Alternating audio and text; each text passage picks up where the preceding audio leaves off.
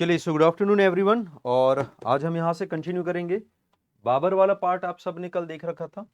मतलब इंडिया में हमने स्टार्ट कर लिया था मुगल। ठीक, मुगल जब शुरू हुआ था तो कौन कौन सी इंपॉर्टेंट जो चीज़ें थी मैंने पहले बता दी। क्रोनोलॉजी वाला जो पार्ट है, अगर आपने नहीं देखा है पिछला जो वीडियो है तो एक बार आप ज़रूर देखिएगा। ऑडियो आई थिंक क्लियर होगी। अगर कोई इश्यू है तो आप बता सकते हैं।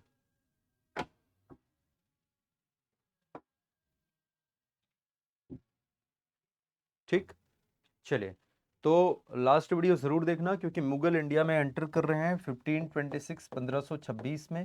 इनको चागताई भी बोला गया है क्योंकि ये चारवाहे थे। ये सारी चीज़ें मैंने ऑलरेडी आपको बता दी थी।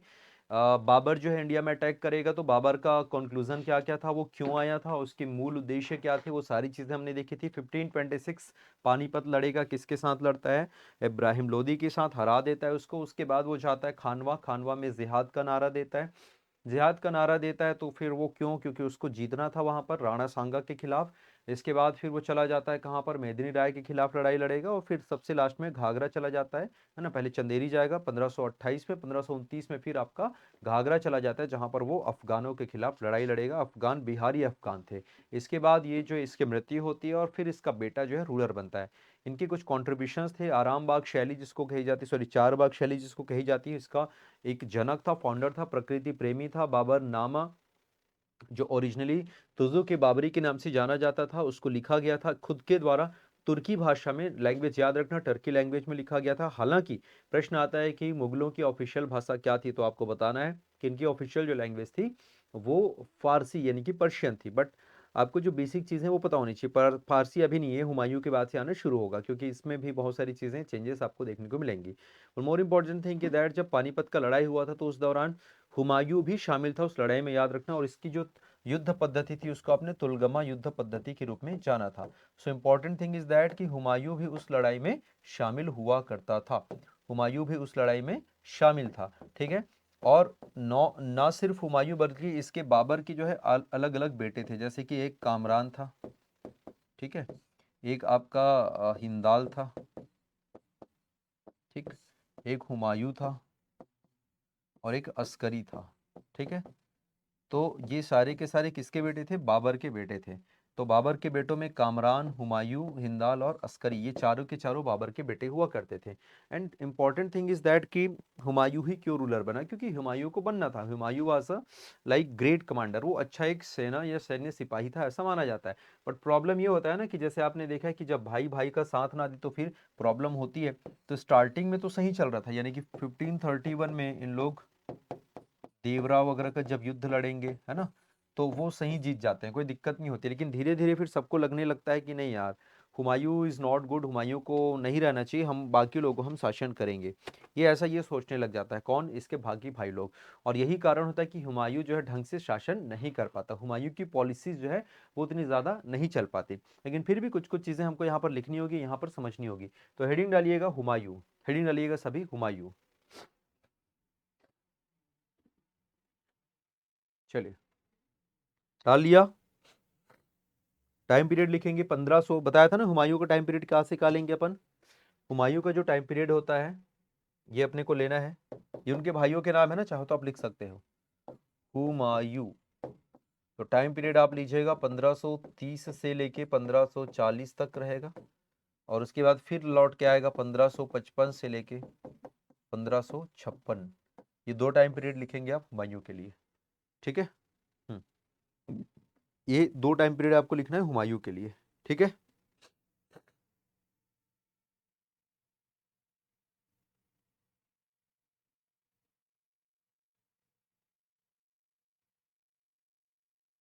चलिए, बढ़ेंगे आगे इसमें। हुमायूं के प्रारंभिक समस्याओं में लिखते चलना ना, हुमायूं के प्रारंभिक समस्याओं में, the initial problem of the Humayun's. Humayun के प्रारंभिक समस्याओं में, the initial problem of Humayun. तो क्या क्या था? पहले तो इसके पास संपत्ति नहीं था, देयर इज नो वेल्थ। संपत्ति का न होना, कोई कैपिटल था ही नहीं, क्योंकि इसके बाप ने पूरा युद्ध में क्या कर दिया था, झोंक दिया था। इवन इनके पिताजी को भी कहा जाता है कि ये भी बहुत बड़ा दानी था, कलंदर कहा जाता था, याद रखना। किसको? बाबर को। क्यों बोलते थे? क्योंकि ये भी बहुत बड़ा डोनेट करने वाला था। जैसे युद्ध जीतते हैं, पानीपत की लड़ाई जीतते हैं, तो बहुत पैसा ये बांट देता है, अफरात ये पैसा बांटता था। तो इनके पास स्टेबिलिटी नहीं थी, किनके पास?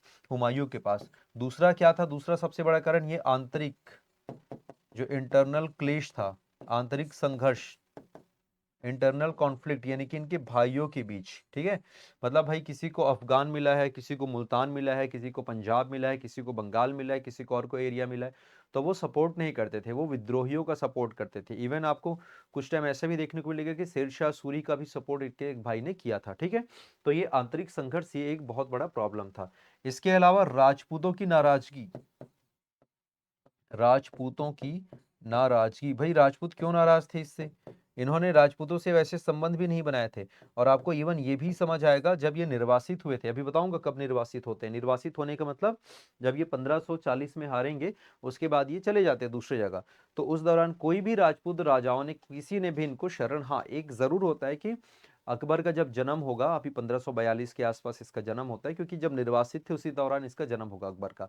तो एक राणा जो थे अमरकोट के, वो उनको क्या करते हैं, थोड़ा सा स्थान देते हैं। ठीक है, बट प्रॉब्लम यह है कि कोई, किसी ने भी हुमायूं को वैसा प्रिविलेज नहीं दिया, वैसा कोई इंपॉर्टेंस भी नहीं दिया, और इसीलिए इसको काफी दूर क्षेत्र में जाके रहना पड़ा था। तो ये इसके लिए एक बहुत बड़ा प्रॉब्लम होता। तो राजपूतों की नाराजगी या फिर इग्नोरेंस, ये भी इसके इनिशियल प्रॉब्लम्स थे।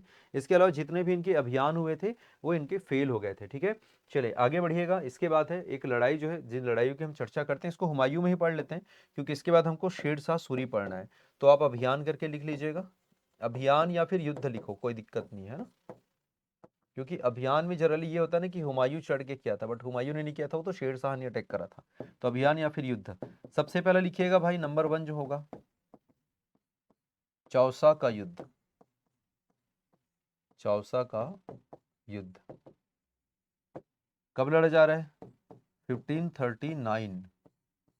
किसके किसके बीच लड़ा जाएगा? तो जो जीतता है हमेशा उसको पहले रखेंगे आप। शेरशाह सूरी वर्सेस हुमायूं। जीत कौन रहा है? शेरशाह सूरी जीत रहा है। हारेगा कौन? हुमायूं हारेगा। सेकंड जो है आपका, इसको हम बोलते हैं कन्नौज या बिलग्राम का युद्ध। कन्नौज या फिर बिलग्राम, कन्नौज या फिर बिलग्राम, सेम रहेगा रिजल्ट भी। शेरशाह सूरी वर्सेस हुमायूं, ये पूरा लिखिएगा आप, है ना, इसको पूरा आपको लिखना है। तो कन्नौज या बिलग्राम का युद्ध जो लड़ा गया है, ये भी किसके द्वारा लड़ा गया है? Again Sher Shah versus Suri, sorry Sher Shah Suri versus Humayun. इस लड़ाई को भी कौन जीतेगा? इस लड़ाई को जो जीतता है उस बंदे का नाम है अगेन शेरशाह सूरी। हो गया इतना बेटा सभी का? चलो आगे बढ़े।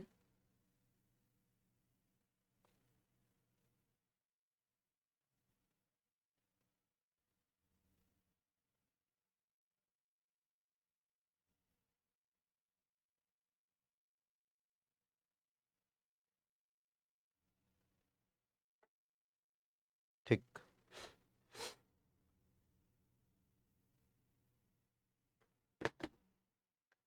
अब ध्यान से समझना, ये शेरशाह सूरी जो है, ये इसके बारे में थोड़ी देर बाद हम चर्चा करने वाले हैं। चौसा का युद्ध कहाँ पर है भाई? कर्मनासा नदी, कई बार पूछा जाता है ना, कौन सी रिवर है? कर्मनासा। और कन्नौज कौन सा है? ये तो गंगा नदी हो जाएगा ऑब्वियसली। कई बार रिवर के नाम आपको पूछे जाते हैं। तो चौसा का लड़ाई लड़ा जा रहा है शेरशाह सूरी वर्सेस, शेरशाह सूरी वर्सेस कौन हो जाएगा? एक सेकंड। शेरशाह सूरी वर्सेस हो रहा है आपका हुमायूं, और हुमायूं इस युद्ध में पराजित हुआ। अगेन सेकंड जो लड़ाई लड़ी गई थी वो भी शेरशाह सूरी वर्सेस हुमायूं। पहली लड़ाई 1539, दूसरी लड़ाई 1540। दूसरी कब है? 1540। और यहां से फिर एक नए डायनेस्टी, एक नए वंश की शुरुआत होती दिल्ली में, जिसको सूर वंश कहा गया, जिसको क्या बोला गया? सूर डायनेस्टी। चौसा का युद्ध कौन सी नदी के किनारे? कर्मनासा। कन्नौज का युद्ध कौन सी नदी के किनारे? गंगा नदी। ये दोनों चीज आपको इंपॉर्टेंट है, प्रश्न आपको पूछे जाते हैं। ठीक है, अब हुआ क्या था, जब ये लड़ाई लड़ी गई थी, तो इस दौरान ये भाई साहब जो है ले दे के अपना प्राण बचाते हैं, नदी को पार करके जाते हैं, और एक आदमी जो चमड़े के बैग में चमड़े के बैग जनरली उस समय क्या होता था कि जानवर जब मर जाते थे तो उसकी खाल को यूज करके इन लोग बैग बनाते थे और उसको नदी पार करने के लिए यूज करते थे। तो ये भाई साहब जो है उसको बचाते हैं, नदी में कूद जाता है, ऐसा माना जाता है, आत्महत्या नहीं करता, अपने आप को बचाने के लिए। तो नदी में जब कूद जाता है तो उसकी जान बचाता है, भिष्टी या ऐसा समथिंग कुछ उसके लिए वर्ड यूज किया गया है।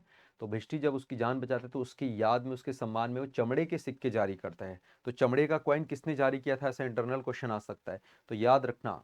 हाँ, ईयर बता दिया ना बेटा, ईयर बताया ना, देखो एक ईयर है 1539 और एक ईयर है 1540, ठीक है। तो दोनों ईयर लिखा हुआ है 1539 और 1540, तो ये ईयर हो गए। तो ये इसके सम्मान में, भिष्टी के सम्मान में चमड़े का सिक्का यानी कि लेदर का कॉइन जारी करता है। तो प्रश्न आ सकता है कि कौन से मुगल बादशाह ने एक भिष्टी के सम्मान में चमड़े का सिक्का जारी किया था। तो कहानी याद रखना, कहानी क्या याद रखेंगे, स्टोरी ये है कि जब हुमायूं मर रहा था, प्राण बचाना था, तो उसने क्या किया, एक भिष्टी का सहारा लिया जो चमड़े के जानवर के खाल से एक नाव का शेप बनाता है और उसको नदी के पार कराता है, ठीक।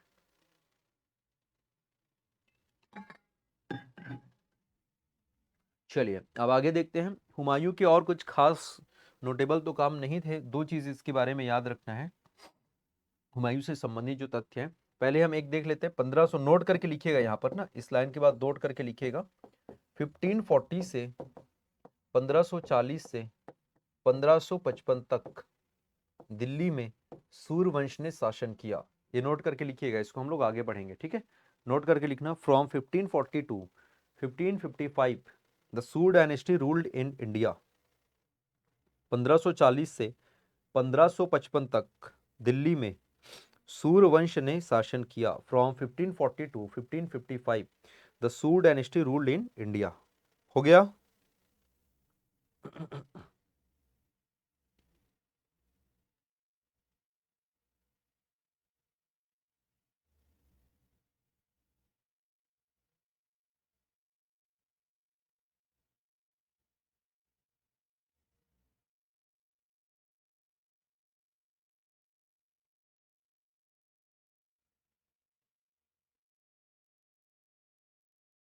चलिए अब वापस से हुमायूं कैसे आएगा इसको समझिएगा।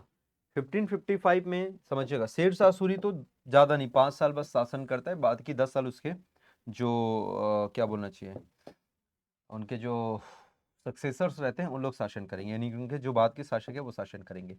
फिर क्या होगा, 1555 में दो लड़ाइयां लड़ी जाएगी, याद रखना। 1555 में एक होगा मच्छीवाड़ा का युद्ध, एक क्या होगा, मच्छीवाड़ा, और एक लड़ाई जो लड़ी जाएगी वो हो जाएगी आपकी सरहिंद का युद्ध, सरहिंद, ठीक है। तो दो लड़ाइयां लड़ी जाती हैं, पहला जो हो जाएगा मच्छीवाड़ा और दूसरा हो जाएगा सरहिंद। दोनों 1555 में लड़े जा रहे हैं। किनके बीच लड़ा जा रहा है, अगेन हुमायूं वर्सेस अफगानों के बीच, क्योंकि इन लोग सूर लोग कौन थे, अफगान ही थे। तो हुमायूं वर्सेस अफगान, और इसको फाइनली विजय प्राप्त होती है किसमें, इस सरहिंद के युद्ध में। तो सरहिंद का जो लड़ाई है उसमें हुमायूं जीतता है और ये अफगान, जो कि कौन से डायनेस्टी के थे, सूर वंश के थे, इन लोग हारते हैं। और अगेन दिल्ली में किसकी शुरुआत होती है, यहाँ पर फिर से मुगल वंश की यहाँ पे शुरुआत होती है। तो इसको लिख लीजिएगा, क्रोनोलॉजी के फॉर्म में लिखेंगे जैसे मैंने बनाया है। 1555 ईयर है, मच्छीवाड़ा का युद्ध, सरहिंद का युद्ध, दोनों युद्ध आसपास यानी कि अगल बगल में, ज़्यादा समय का नहीं था, महीने 2 महीने का फर्क था। तो मच्छीवाड़ा का युद्ध होगा जिसमें से बंगाल बोलता, पंजाब वाला जो रीजन है वो किसके कब्जे में आता है, हुमायूं के कब्जे में आता है। सूरी तो निपट चुका है, तो पंजाब वाला जो रीजन है वो किसके कब्जे में आता है, पंजाब का जो अधिकार है वो मुगलों के पास आता है, मच्छीवाड़ा से। और फिर उसके बाद इन लोग चढ़ाई करते हैं सरहिंद, यमुना वाला जो रीजन है, और यहाँ पर लड़ाई करने के बाद फाइनली अफगानों की पराजय के बाद जो है दिल्ली पर वापस से हुमायूं बैठ जाता है।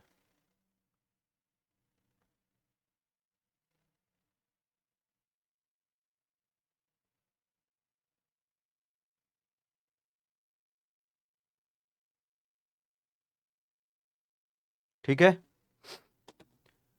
चलिए अब आगे बढ़ते हैं भाई, नेक्स्ट अगला पॉइंट लिखिएगा। हुमायूं जो है यहाँ से मच्छीवाड़ा का युद्ध इसने निपटाया, सॉरी सरहिंद का युद्ध निपटाया।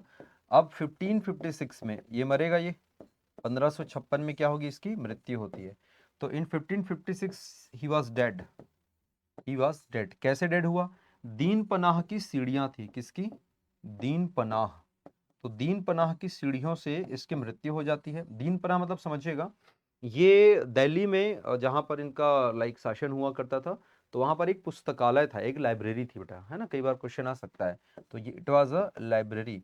तो लाइब्रेरी की जो सीढ़ियों से, पुस्तकालय की सीढ़ियों से गिरने के कारण हुमायूं की क्या हो जाएगी, यहाँ पे मृत्यु होती है। हुमायूं जब मरता है तो फिर एक लेन पुल करके एक बंदा है, एक इतिहासकार है, याद रखना क्या नाम है इसका, लेन पुल। तो लेन पुल करके एक बंदा है, ये क्या कहता है, ये कहता है कि हुमायूं जीवन भर लड़खड़ाया और लड़खड़ाते लड़खड़ाते मर गया। मतलब ये through out the year, through out the his journey of his life, ये क्या करता है, ये लड़खड़ाते हुए जाता है, ये इतने चैलेंजेस देखता है, इतनी सारी चीजें इसको सामना करना पड़ता है कि आखिर में लड़खड़ाते लड़खड़ाते ही मर जाता है। तो ये लेनपुर करके एक बंदा है, इतिहासकार है, उसने इसके बारे में कहा है, किसके बारे में, हुमायूं के बारे में कहा है। ठीक है, तो ये स्टेटमेंट भी आप लोग याद रखिए। ठीक, आई गेस इतना सबने लिख लिया। हो गया क्या सभी का, एक बार बताएंगे। चलिए, तो आगे चलते हैं। 1556 के बाद खैर अकबर आप पढ़ेंगे, है ना, लेकिन उसके पहले आपको ये भी पढ़ना है, शेरशाह सूरी भी आपको पढ़ना है। और शेरशाह सूरी से पहले हुमायूं के कुछ नोटेबल वर्क थे, उसको भी आप देखिएगा। तो सबसे पहले समझिएगा, हुमायूं से संबंधित कुछ तथ्य हैं, कुछ फैक्ट्स हैं। सबसे पहला फैक्ट है इसका मकबरा, हुमायूं का मकबरा, याद रखना, इसको लिखेंगे हुमायूं का मकबरा, द टूम्ब ऑफ हुमायूंस।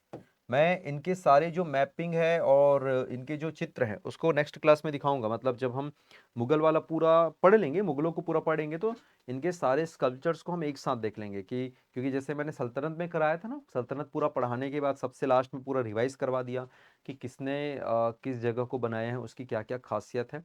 तो हम इमेजेस के माध्यम से पूरा एक साथ अपन यहाँ पर देखेंगे। अभी जो फैक्ट्स उसको लिखते चलते हैं।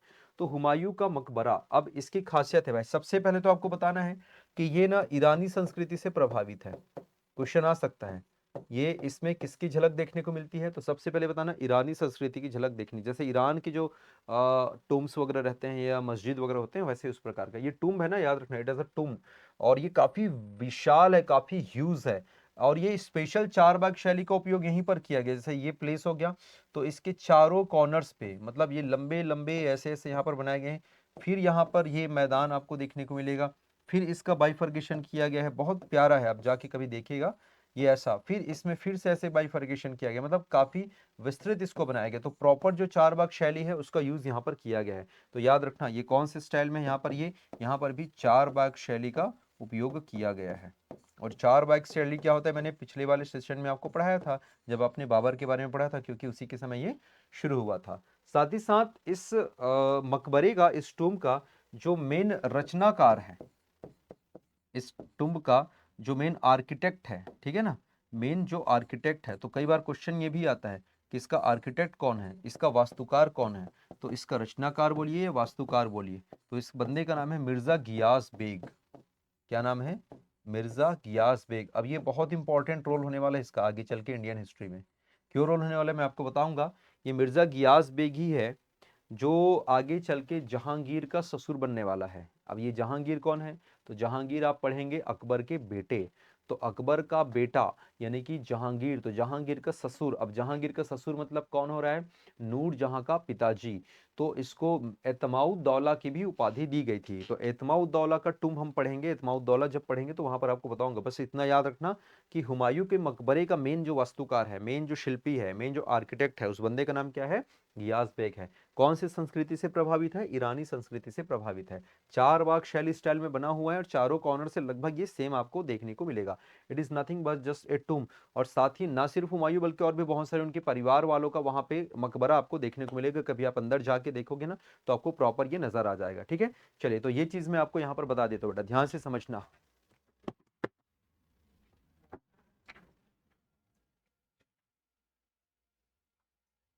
ठीक, चलिए। अब ये कई बार आपको क्वेश्चन आपको पूछा जाता है, हम लोग सिंपल पढ़ लेते हैं कि भाई चलिए इसको किसने बनवाया था, तो ये आप सभी को पता है, बनवाया तो उस बंदे ने था, लेकिन हाँ मेन ऑर्डर किसने दिया था, तो इसकी जो वाइफ है। अब दो नाम आप लोगों को बहुत इंपॉर्टेंट है, एक तो इनकी बहन का नाम है भाई जिसको आप लोग देखने वाले हैं, गुलबदन बेगम, और एक है इनकी वाइफ जिसका नाम है हमीदा। तो ये बहुत बच्चे कंफ्यूजन होते हैं, तो हमीदा बानो बेगम, याद रखना कौन, हमीदा। तो हमीदा बानो जो बेगम है वो इनकी वाइफ थी। किनकी वाइफ थी भाई? हुमायूं की वाइफ थी, यानी कि इनकी पत्नी थी। तो मेन जो काम करवाए, देखिए क्या होता है ना, जैसे फॉर एग्जांपल आप जब क्या करते हो, घर बनाते हो, तो घर बनाते हो जब कोई देखने आता है तो आपने क्या बोला कि भाई इस घर को मैंने बनवाया है। मैंने बनाया इन द सेंस आपने फंडिंग करी है। तो फंडिंग वाला जो काम था वो किसका था? हमीदा बानो बेगम था। और ये कौन थी? इनकी वाइफ थी। डोंट गेट कंफ्यूज, अभी एक और नाम हमको पढ़ना है, वो है गुलबदन बेगम। और गुलबदन बेगम की कहानी कुछ और होने वाली है। और गुलबदन बेगम जो है वो इसका इसमें कंट्रीब्यूशन नहीं है, इसका कंट्रीब्यूशन होने वाला है हुमायूं नामा में। किसमें होने वाला है? हुमायूं नामा। तो हुमायूं नामा इज समथिंग डिफरेंट। वो क्या है? एक किताब है बेटा, याद रखना, वो एक बुक है, ठीक है ना। और ये जो आप देख पा रहे हो ये क्या चीज है? What is this? ये आपको देखने को मिलेगा, ये एक आर्किटेक्ट, यानी कि ये एक संरचना है, ये एक टुम्ब है, ये एक मकबरा है। इसमें कभी कभी आपको अकबर का भी नाम देखने को मिलता है, तो इसमें आपको कंफ्यूजन नहीं होना है। और अकबर का नाम जनरली इसलिए आ जाता है क्योंकि जब एक किंग खत्म होता है, मतलब एक जब राजा, एक सुल्तान या एक बादशाह जब मरता है, तो ऑब्वियस सी बात है बाय डिफॉल्ट उसके बेटे को ही एक सुल्तान मान दिया जाता है। जैसे फॉर एग्जांपल आप 1556 की जो लड़ाई की जो हम यहाँ पर हम बात करेंगे, है ना, तो वहां पर आप देखिएगा जो पानीपत का जो सेकंड युद्ध है, पानीपत का जो द्वितीय युद्ध है, तो पानीपत का जो द्वितीय युद्ध में आप देखेंगे तो वहां पर बोला जाता है कि अकबर वर्सेस क्या नाम है उस बंदे का, हेमू विक्रमादित्य। लेकिन भाई अकबर कहाँ लड़ा था? अकबर तो लड़ा नहीं था, लेकिन अकबर के नाम से लड़ा गया। दैट इज वाई कई बार इसका नाम भी यहाँ पर आपको देखने को मिलेगा। तो ये दो चीज आप लोग समझिएगा, हमीदा बानो बेगम ने ही इसको फंडिंग करा, अकबर और दोनों ने मिलकर। जबकि इसका आर्किटेक्ट जो था वो था गियास बेग या मिर्जा गियास बेग, जिसको एतमाउद्दौला कहा गया। यही एतमाउद्दौला है जो नूर जहां का पिताजी है, यानी कि जहांगीर का ससुर है। इनके क्रोनोलॉजी के भी क्वेश्चंस आते हैं भाई, कौन किसकी वाइफ, कौन किसकी बेटी, कौन शाही परिवार से, कौन नहीं है, सब क्वेश्चंस आपको पूछा जाएगा ना, याद रखना। बहुत कंफ्यूज हो, आधे से ज्यादा अगर मूवी देख के करोगे तो वैसे ही कंफ्यूज हो जाओगे। जिसको तुम लोग जोधा भाई बोलते हो, जोधा नहीं है भाई, वो हरखा भाई है। आप लोग पढ़ते हो ना वो, कहने को जश्न बहारा है, ऐसा है वैसा है, इश्क है कि तुमसे गुमान है, पता नहीं क्या क्या दुनिया जहान, मेरे को नहीं पता भाई, तुम लोगों ने देखा होगा, मैं तो बस ऐसा सुना हूं। तो उसमें जो दिखाता है जोधा अकबर, शायद एक मूवी आई है ना, so she was not Jodha, Jodha कोई और थी, शी वॉज हरखा भाई, एक्चुअली उसकी वाइफ का नाम हरखा भाई था, नॉट जोधा। तो ये भी क्वेश्चन आ सकता है, ठीक। चले, तो ये बता देना बेटा, गुलबदन बेगम के बारे में बताया ना।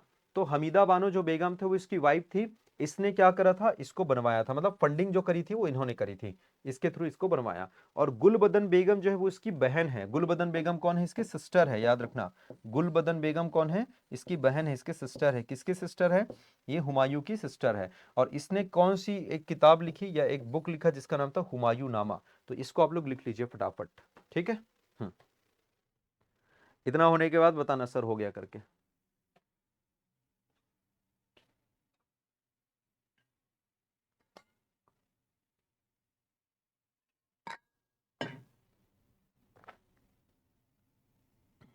हो गया सभी का?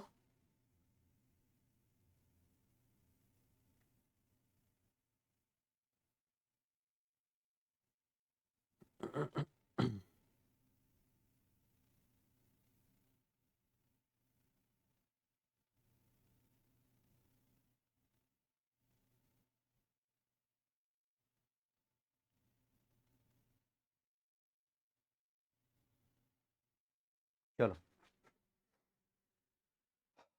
ओके, आगे बढ़ते हैं। तो ये सारी फैक्ट्स, ये सारी चीज़ें आपको पता होनी चाहिए, सारी चीज़ें आपको याद होनी चाहिए। मैंने हुमायूं के मकबरे, हुमायूं के टुम्स के बारे में भी आपको चीज़ें बता दी। अच्छा, हुमायूं का मकबरा कहाँ पर है पूछेगा तो ऑब्वियसली कहाँ पर है? ये दिल्ली में मिलेगा, बिल्कुल बीचों बीच है भाई, दिल्ली शहर में काफ़ी फेमस जगह है। और ये यूनेस्को वर्ल्ड हेरिटेज साइट्स में भी है, संरक्षित है ये, यूनेस्को के वर्ल्ड हेरिटेज। पता है जब मैं नहीं गया था, मतलब जब मैं दिल्ली नहीं गया था, मैंने जब नहीं, मेरे को पता भाई क्या ये सब मकबरे वगैरह को कौन रखता है यार, टूम वूम को कौन रखता है, मतलब ऐसा क्या है इसमें? मकबरा ही तो होगा ना, और थोड़ा बहुत स्ट्रक्चर होगा साला, ज्यादा से ज्यादा बड़ा, हमारे घर जितना बड़ा, हमारे घर के, या कोई ऐसा बिल्डिंग विल्डिंग बड़ा सा नहीं रहता है, उतना बड़ा होगा करके। भाई इतना ह्यूज, इतना विशाल है ना, आप जाके देखना, सामने से जब फोटो खींचोगे तो समझ आएगा, ऐसे मुंडी ऊंचा करके दिखना। और काफी ज्यादा बड़ा है, मतलब सच में आप देखोगे तो लगेगा यार, मतलब उस जमाने में कैसे बनाया गया होगा उसको। तो पूरी क्रोनोलॉजी आपको समझ आएगी, पहले कैसे था, क्या था, किसके आगे उसमें चेंजेस हुए करके। तो कभी जाके आप देखेंगे तो आपको समझ आएगा, ठीक है। तो ये इसको यूनेस्को ने वर्ल्ड हेरिटेज साइट्स के अंतर्गत इसको सुरक्षित कर रखा है, ये भी आपको पता होना चाहिए, ठीक है। हुमायूं के बारे में ये भी कहा जाता है कि ये थोड़ा सा ज्योतिष वगैरह को ज्यादा फॉलो करता था, इसलिए सप्ताह के 7 दिन 7 रंग के कपड़े पहनता था, सतरंगी था भाई, याद रखना। ये कैसा था? सतरंगी था। लिख मत देना सतरंगी, मतलब मेंस में नहीं लिख देना है, प्री में तो चलो ठीक है, अपने जानने के लिए आप याद रख सकते हो, या वनडे एग्जाम के लिए ठीक है, बट ऐसा लिख मत देना हुमायूं सतरंगी था करके ना। हुमायूं 7 रंग के कपड़े पहनता था, ज्योतिष में बिलीव करता था, तो सातों दिन अलग अलग कलर के कपड़े पहनता था। जैसे हम लोग एक ही कपड़े में आते हैं, ये देख रहे हो, हमारे लिए क्या भाई, हम तो एक ही कपड़े पहनते हैं, है ना, यही हमारे लिए एक ही कपड़ा है। पुलिस लोग एक ही कपड़ा पहनते हैं, आपने देखा होगा, हमारी वर्दी है ये, हमारा यूनिफॉर्म है ये, तो हमारे लिए तो ये है, बट वो अलग अलग कपड़े पहनता था। जैसे हाँ, लड़कियों को शौक रहता है, लड़कियां अरे लड़कियों को तो ऐसे भी रहते हैं ना, एक महीने पहले ही कपड़े लेके, अरे यार मेरे पास तो कपड़े नहीं है, ये तो पुराने हो गए हैं करके। और कुछ तो ऐसे कपड़े थे इसको कभी पहने ही नहीं रहते, वो बोलते अरे यार ये तो कोई पता नहीं, ये एकदम पुराना लग रहा है, कुछ नया कपड़ा, मेरे पास कपड़े नहीं है, मेरे पास कपड़े नहीं है। ऐसे दरवाजे खोलेंगे अलमीरा के कबर्ड के, तो साक्षात पूरे ऐसे सभी कपड़े गिरेंगे, हे माते मुझे भी पहन लो, मैंने तो कभी पहने नहीं है करके। ठीक है, तो ये ऐसा था भाई हुमायूं। क्लियर। चलिए आगे बढ़ते हैं, अगला हेडिंग डालेंगे। अब देखो, क्योंकि मैंने बताया ना कि हमको शेरशाह सूरी को भी पढ़ना है, हमको किसको पढ़ना है, शेरशाह सूरी को भी पढ़ना है। तो शेरशाह सूरी जो है वो मुगल नहीं है, मैं बार बार आपको बोल रहा हूं, मैं क्योंकि क्रोनोलॉजी में चल रहे हैं, इसलिए क्रोनोलॉजी के अकॉर्डिंग आपको पढ़ना पड़ेगा, समझ आ रहा है ना, क्रोनोलॉजी के अकॉर्डिंग आपको यहाँ पर पढ़ना पड़ेगा। तो क्रोनोलॉजी क्या कहती है, क्रोनोलॉजी ये कहती है कि 1530 से 40 और 55 से 56, तो 30 से 40 की कहानी हो चुकी है, और 55 से 56 की भी कहानी हो चुकी है। लेकिन सर 40 से 55 में क्या हुआ, ये भी तो बताना पड़ेगा ना। तो 40 से 55 में जो चीज हुई है वो हमको यहाँ पर बतानी पड़ेगी, इसलिए आप यहाँ पर हेडिंग डालिएगा और लिखिएगा नोट करके, सूरवंश, सूर डायनेस्टी, क्योंकि ये बीच में ब्रेक हो रहा है, तो आपको बताना पड़ेगा ना कि यार वो 40 से 55 का समय किसका था। तो हेडिंग डालिएगा सूरवंश, सूर डायनेस्टी, टाइम पीरियड होगा 1540 से लेके 1555, और इसमें एक ही शासक के बारे में पढ़ना है, मेन जो है वो है शेर शाह सूरी, बाकियों को तो एक लाइन में निपटा देना है, कुछ नहीं करना है। शेर शाह सूरी, और शेर शाह सूरी जो है इसके लिए टाइम पीरियड क्या होगा, 1500, इसका भी टाइम पीरियड याद रखना ना, 1540 से 1545, ये ज्यादा नहीं, 5 साल तक बस शासन करता है शेर शाह सूरी। ठीक है। चलिए। हम्म। ठीक है, आगे बढ़िए, फटाफट लिख लिया बेटा सबने। चलिए, तो शेर शाह सूरी के बारे में पहले थोड़ी सी कहानी सुन लो, उसके बाद इसके बारे में थोड़ा सा लिख लेना। शेर शाह सूरी ना एक ऐसा बंदा, पता क्वेश्चन आ सकता है, क्या शेर शाह सूरी पानीपत के प्रथम युद्ध में था या नहीं था। पानीपत का जो पहला लड़ाई लड़ा गया था ना, पानीपत का फर्स्ट बैटल, किसके किसके बीच, बाबर वर्सेस इब्राहिम लोदी, याद आ रहा है, बाबर जीता था, इब्राहिम लोदी हारा था। कब लड़ा था, 1526 में। तो भाई ये शेर शाह सूरी जो है ना, उसके आर्मी में था। किसके आर्मी में, शेर शाह सूरी जो है बाबर के आर्मी में था, और बाबर के आर्मी में रह के उसको पता था कि भाई बाबर जब जाएगा तो मैं कब्जा करूंगा, लेकिन बाबर चला गया, क्योंकि बाबर तो खतरनाक जो आर्मी कमांडर था। अब बाबर आर्मी कमांडर था, तो उसका बेटा सा, क्योंकि उसका बेटा भी था, खुद हुमायूं भी लड़ा था, मतलब सारे बेटों को लड़ा, ऐसा नहीं हो सकता ना। आप लोग ये कभी मत सोचना ना कि भाई बाबर लड़े तो उसके बेटे ऐसे ही मस्त बैठ के आलू छील रहे होंगे, या फिर ऐसे टिक टॉक बना रहे होंगे, रील शूट कर रहे होंगे ऐसे, है ना, मेरी प्यारी प्यारी दो अखियां, ऐसे नहीं ना भाई, उस समय तो था नहीं, रहता तो उन लोग शायद वही करते। इधर ऐसा होता है ना आजकल, बाप साला मेहनत कर रहा है एकदम, है ना, मतलब दिन रात एकदम एक कर दे रहा है, और इधर बेटा स्टेटस डाल रहा है, आएगा तो फलाना ही है, ये फलाना है तो मुमकिन है, ऐसा है वैसा है, मतलब गजब चल रहा है भाई देश में। ठीक है, एकदम जय जिंदाबाद, ऐसा वैसा। क्लियर। तो याद रखना, बाबर जब लड़ाई कर रहा था तो उसके बेटे भी शामिल थे, शेर शाह सूरी भी शामिल था, एज अ कमांडर वो वहां पर गया था। तो बाबर को ये पता था कि भाई ये बहुत टेढ़ा आदमी है, इसने अपने बेटे को हिदायत दे रखा था, अपने बेटे को कहा था कि भाई तू ना इससे बच के रहना, ये बड़ा टेढ़ा आदमी है करके, और इससे पंगे तो बिल्कुल नहीं लेना करके। तो एक्चुअली ये कौन से रीजन में रूल करते थे, ये भी आप याद रखना। अब चूंकि आप ध्यान से समझिएगा, ये पूरी क्रोनोलॉजी का खेल है, और ये पूरा का पूरा खेल ना हिस्ट्री, हिस्ट्री अपने आप में, एक्चुअली हिस्ट्री अपने आप में हिस्ट्री है, क्यों है समझना, मतलब इतिहास इतिहास को दोहराते वाली कहानी बोलते हैं ना, बस वैसी है। भाई याद करो, 1526 में लड़ा, 27 में लड़ा, 28 में लड़ा, 1529 में क्या हुआ था, याद आ रहा है किसी को, 1529 में इसने अफगानों के खिलाफ लड़ाई छेड़ दी थी, मैंने लिखाया था, याद करो। ये बाबर की कहानी सुना रहा हूं, अभी आए नहीं है अपन, अभी शेर शाह पे एंटर नहीं किए हैं, मैं वापस बाबर की कहानी लेके आ रहा हूं। तो बाबर ने अफगानों के खिलाफ लड़ाई छेड़ी थी, घाघरा का युद्ध हुआ था। अब एक चीज बताओ, कोई कितना भी हो कैसे भी हो, जैसे मंगल पांडे वाली मूवी आपने देखी होगी, भाई मंगल पांडे में भी क्या होता है, मंगल पांडे को पहले समझ नहीं आता, वो भी मतलब मारते रहते हैं, इंडियंस लोग को मारता है, फिर बाद में फिर उसको लगता है भाई मर तो हमारे इंडियंस ही रहे ना यार, भले मैं अंग्रेजों की साइड से हूँ जो भी हूँ जैसे भी हूँ, लेकिन हमारे इंडियंस मरे, तो उसके अंदर को थोड़े स्वाभिमान को ठेस पहुंचता है, बोलता नहीं भाई अपन तो हथियार उठाएंगे करके, तो फिर अंग्रेजों के खिलाफ जाते हैं, वो होता है ना वैसा।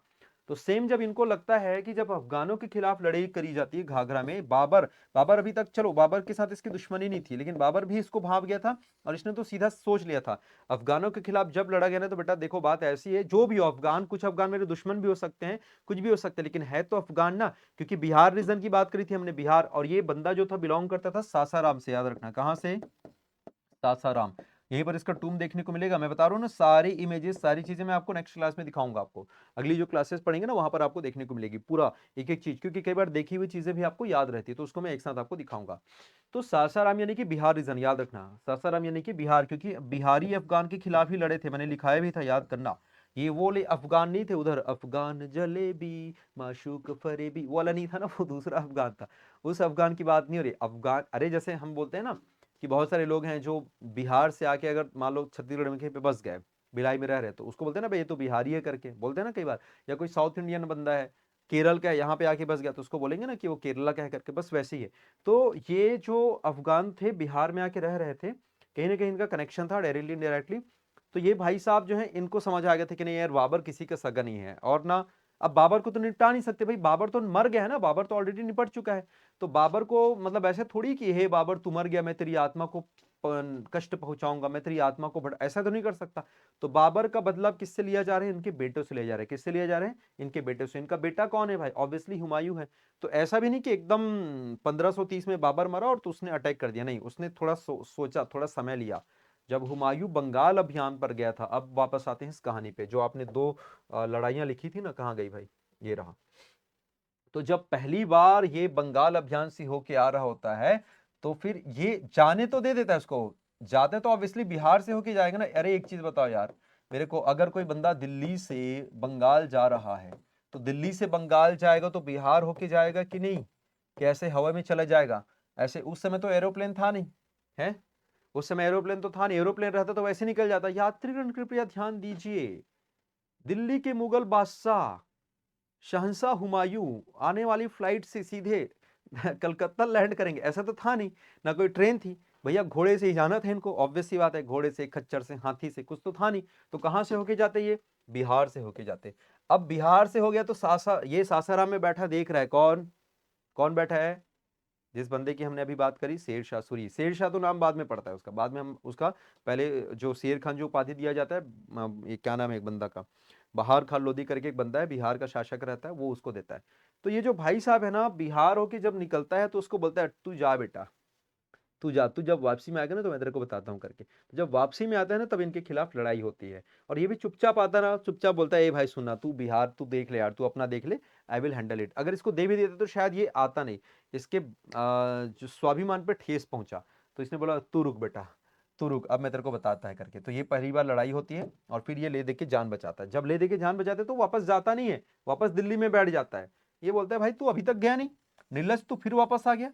तो फिर ये सेकंड लड़ाई करता है 1540 में, फिर पूर्णतः इसको क्या कर देता है, वहां से निष्कासित करता है, पूर्णतः वहां से क्या कर देगा, इसको भगा देगा। किसको भगाएगा, शेरशाह सूरी को। और इस प्रकार से 1540 में फिर शेरशाह सूरी जो है यहाँ पे इंडिया में या दिल्ली में यूं कहें कि द्वितीय अफगान वंश की क्या करता है, ये नींव रखता है। तो कहानी समझ आई भाई कि शेरशाह सूरी क्यों आ रहा है, उसके आने के पीछे की स्टोरी, उसके आने के पीछे के लॉजिक, उसके आने के पीछे का तर्क। अभी तक जनरली हम पढ़ते थे 1539 आया, बैठा, नहाया, खाया, मर गया, निपट गया। ऐसा नहीं है, history is history, history is just story. तो आप उसको कहानी के फॉर्म में याद रखें, ठीक है। चलो भाई लिख लो इसको। हम्म हम्म लिखो फटाफट। 1500 सीधा लिख लेना ना, 1540 में लिखो सीधा, 1540 में, 1540 के युद्ध में, 1540 के युद्ध में 68 वर्ष की उम्र में यह दिल्ली की गद्दी पर बैठा। सोचो 68 ईयर ओल्ड भाई, 68 साल हो गया था जब दिल्ली की गद्दी पे बैठा, मतलब एक डोकरा ने हराया था हुमायूं को। 1540 में एक डोकरा हराया था भाई, डोकरे से हार गया था वो, सोचो। तो लिखेंगे 1540 में 68 वर्ष की उम्र में, 1540 में 68 वर्ष की उम्र में यह दिल्ली की गद्दी पर बैठा, दिल्ली के क्राउन पे या थ्रोन पे बैठा है, ठीक है। और इस प्रकार भारत में सूर वंश या ब्रैकेट में लिखना द्वितीय अफगान वंश की स्थापना हुई। इन दिस वे द सूर डायनेस्टी या ब्रैकेट में लिखना second Afghan dynasty was established in India. इस प्रकार भारत में सूर वंश अथवा या स्लैश द्वितीय अफगान वंश की स्थापना हुई या नींव रखी गई।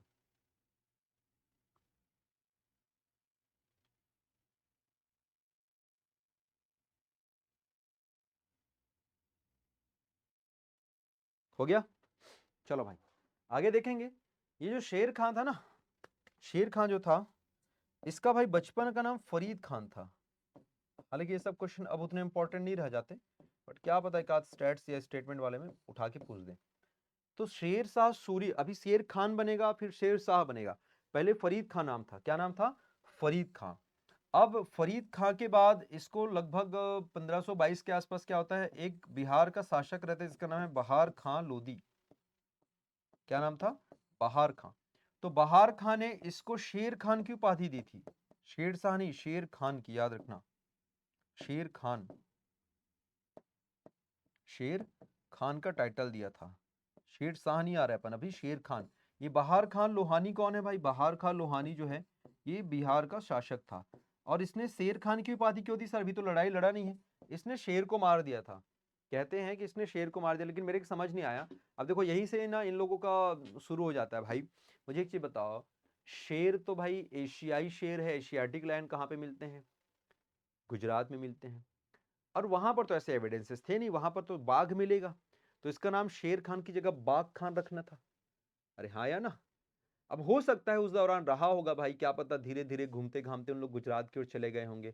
अब हमको नहीं पता, अब ये तो बहुत पहले की कहानी ना, 500-600 साल पहले की कहानी, तो क्या पता रहा होगा। तो ये ऐसा इन्होंने कहा कि भाई शेर को मारा, और शेर को मारने के कारण इसका नाम क्या पड़ गया? शेर खान पड़ गया। और जब ये कन्नौज, सॉरी क्या बोलते हैं, चौसा के युद्ध में हराएगा, चौसा के युद्ध में किसको हराएगा?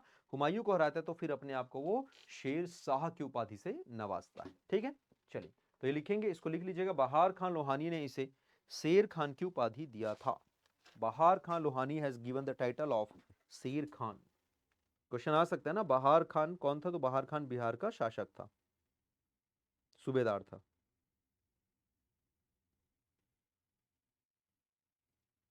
और 1539 के युद्ध के बाद ये अपने आप को उपाधि देता है, खुद को टाइटल देता है शेर शाह सुल्तान आदिल करके, शेर शाह सुल्तान आदिल।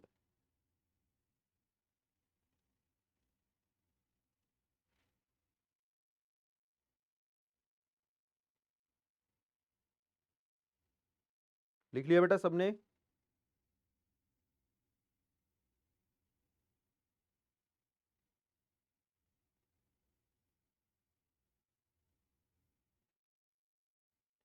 चलो भाई आगे बढ़ते हैं, आगे बढ़ते हैं। हेडिंग डालिएगा, शेर शाह सूरी के अभियान, शेर शाह सूरी के अभियान, ठीक है।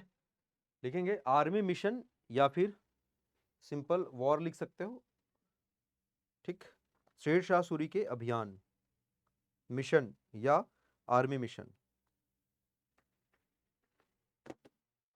चलिए तो पहला है गख्खरों से युद्ध,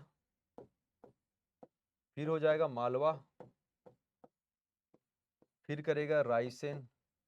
ये बहुत इंपॉर्टेंट है भाई, रायसेन वाला, मतलब नीचे के तीन बहुत इंपॉर्टेंट है, रायसेन, मारवाड़, और सबसे लास्ट है कलिंजर। ये भी जब तक जिंदा रहा ना, खाली लड़ाई झगड़ा ये वो दुनिया जहान की चीजें किया ये। और सबकी ईयर बस जैसे ही शासक बना तो शुरू हो जाएगा 1541, 1542, 1543, 1544 और 1545, 45 में जाके निपट जाता है ये, ठीक है। चलिए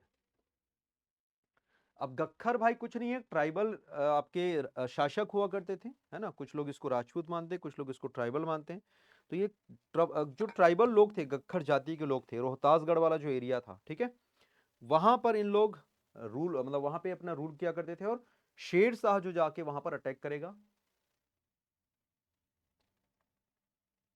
और उसके बाद से ये लोग शेर शाह सूरी से हारते हैं, डिफीट होते हैं, और शेर शाह उस एरिया पे क्या कर लेता है, कब्जा कर लेता है। ठीक है, चलिए, तो इसमें कुछ खास नहीं है, जो सबसे इंपॉर्टेंट है वो ये दो ठो है, सॉरी ये तीन है। मालवा भी कुछ खास नहीं, मालवा जो रीजन है, अभी एमपी वाला जो रीजन है, यहां पर भी क्या करता है, अटैक कर लेता है, एनेक्स कर लेगा इसके कब्जे को। ठीक, रायसेन में जब हम आते हैं तो this is very important. Raisen जाना जाता है कि भाई यहां पे यहां का जो शासक होता है, रायसेन अभियान को इसके जीवन का कलंक माना जाता है, इसके जीवन का दाग या धब्बा माना जाता है। तो लिखेंगे इसको, रायसेन वाले को, रायसेन अभियान शेर शाह सूरी के जीवन का कलंक माना जाता है, शेर शाह सूरी के जीवन का कलंक माना जाता है। अब क्यों है इसको ध्यान से समझना। रायसेन में जो रूल कर रहा था उस बंदे का नाम था पूरनमल। क्या नाम था इसका, पूरनमल। Puranmal was a Rajput. ये कहता है कि भाई देख, आई एम मुस्लिम, मैं मुसलमान हूं, और मैं नमाज अदा करता हूं, और मैं झूठ नहीं बोलूंगा, भाई तू आ जा, बढ़िया सा अपन शांति वार्ता करते हैं, अपन बैठते हैं।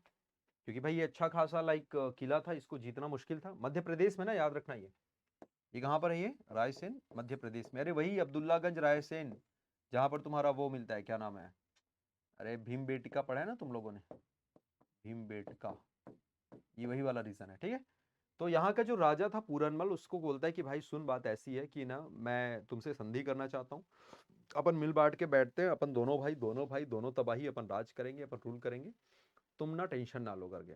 बोलता ठीक है यार, मैं मान लेता हूँ तेरी बात। और धोखे से पूरनमल को मार देते हैं। क्या करते हैं, धोखे से पूरनमल को निपटाते हैं। तो यहाँ पर जौहर करते हैं लोग, रानियां इनकी जो होती हैं, वो जौहर पता होगा आपको, आग में अपने आप को न्यौछावर करती हैं, झोंक देती हैं। तो इसीलिए कहा जाता है कि भाई इस भाई साहब ने ना धोखे से किसको मार दिया था, पूरनमल को मार दिया था, और इसीलिए इस पार्ट को इसके जीवन का कलंक कहा जाता है। किसके जीवन का, शेर शाह सूरी के जीवन का कलंक माना जाता है। ठीक है, चलिए अब चलते हैं मारवाड़ की तरफ। अब ये मारवाड़ बड़ा गजब का चीज था भाई, मतलब ये इसके जीवन का ऐसा अभियान था जिसमें लाइक आप देखोगे, आप समझोगे, अगर ये गलती से हार जाता तो फिर ये निपट जाता। तो जया और कुंभा करके आप लोगों ने जो नाम सुना होगा, जो राजस्थानी गीतों में आपको देखने को मिलते हैं।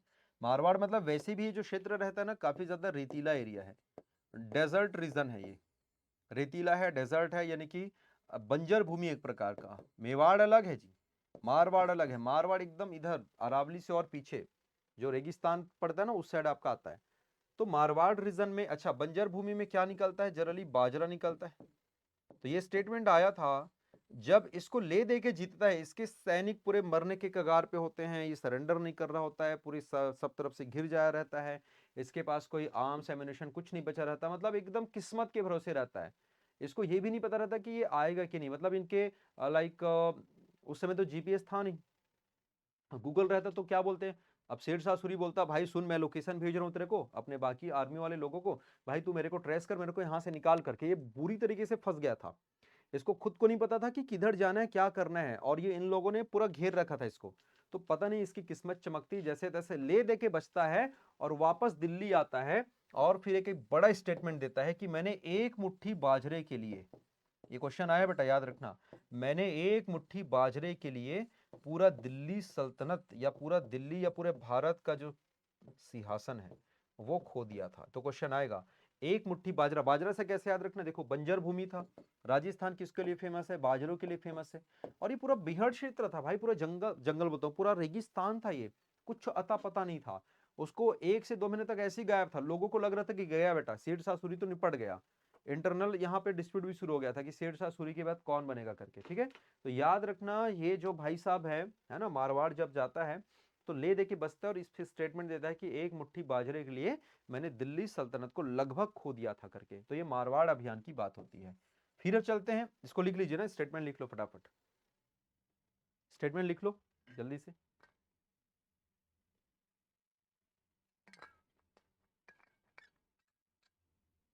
एक मुट्ठी बाजरे के लिए मैंने दिल्ली सल्तनत खो दिया था।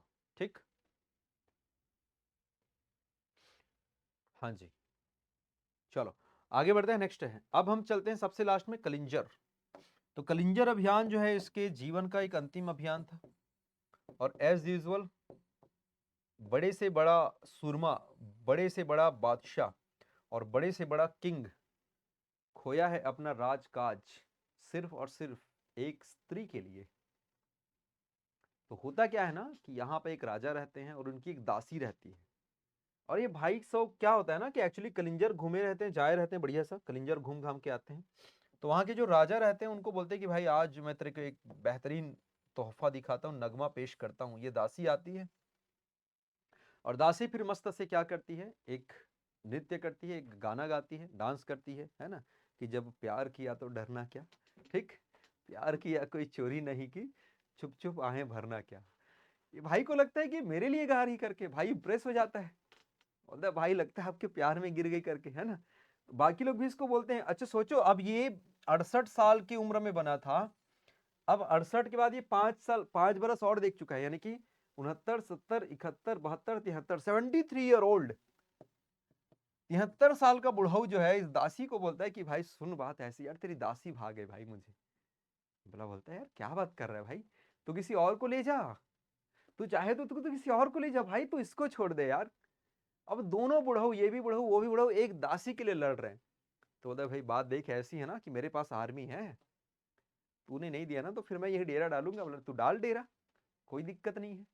बोलता ठीक है हम डेरा डालते हैं। ये डेरा डाल के बैठा यहाँ पर, और भाई जब तक ये नहीं निकलेगी, जब तक तू मेरे को नहीं देगा, मैं तोप सजा के रखूंगा ऐसा।